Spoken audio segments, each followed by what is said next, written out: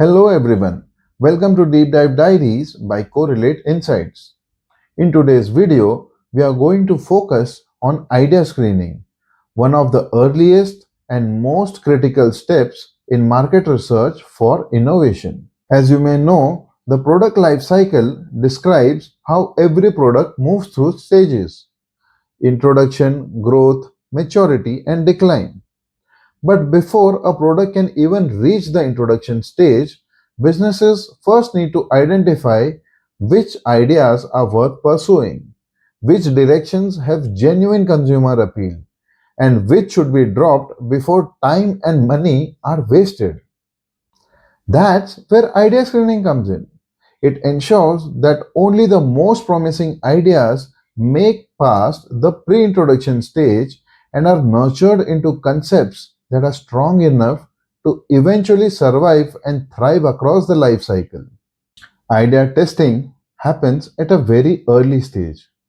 It is a process of evaluating raw and unpolished thoughts, often just one line descriptions or simple names.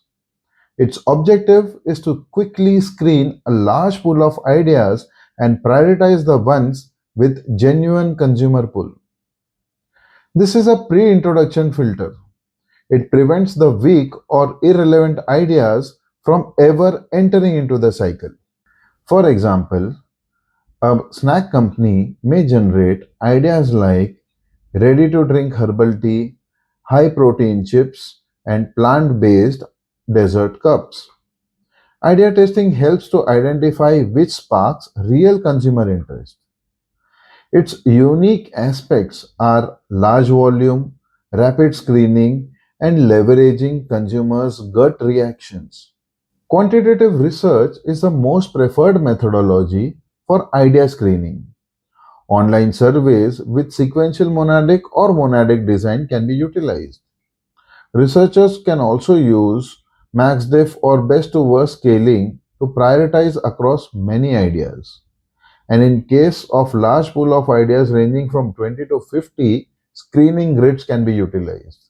On the other hand, qualitative research can also be used as a methodology for idea screening, but it is most often used to refine ideas rather than screening ideas. Focus groups and online communities can be used for brainstorming feedback.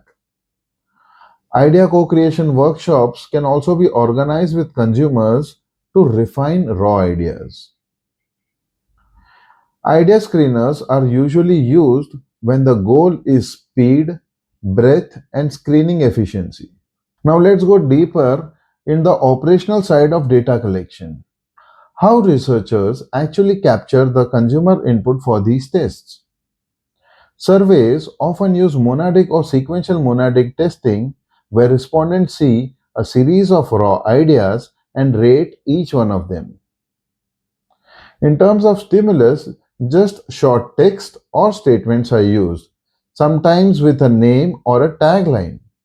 No heavy visuals are used as of now.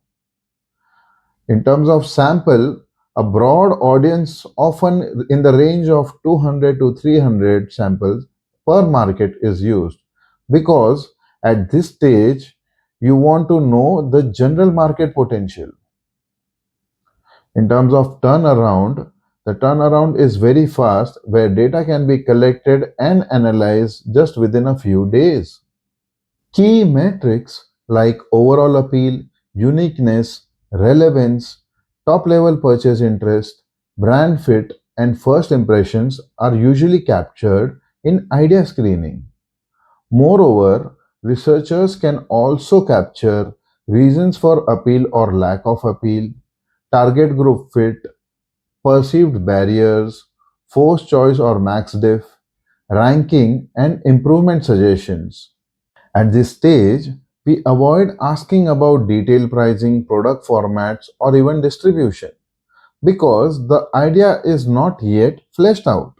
To wrap up, idea screening is a critical gateway between brainstorming and structured product development. Remember, every successful product starts as an idea, but only the best screened ideas have the power to survive and thrive in the market. Thanks for watching.